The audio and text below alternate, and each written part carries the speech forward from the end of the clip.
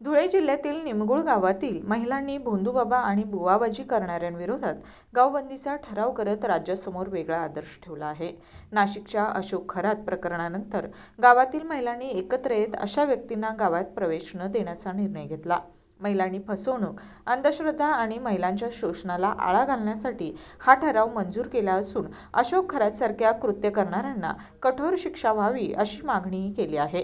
गावातील महिलांच्या या निर्णयाचं राज्यभरातून कौतुक होत आहे। या उपक्रमासाठी महाराष्ट्र अंधश्रद्धा निर्मूलन समिती यांची मदत मिळाली।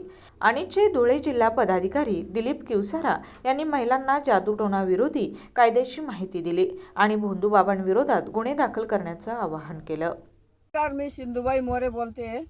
नाशिक येथील अशोक खरात हे प्रकरण खूप महाराष्ट्रभर गांजत आहे आणि त्याने खूप महिलांवर अत्याचार केलेला आहे आणि त्याशिवाय त्याला फाशीची शिक्षा आम्ही ठराव केलेला आहे।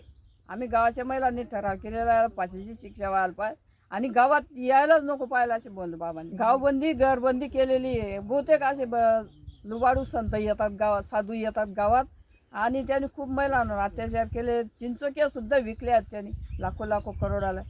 असे बायांना त्यांनी लुबाडले। अशा साधू या भोंदूबाबापासून गावाने सावध राहायला पाहिजे।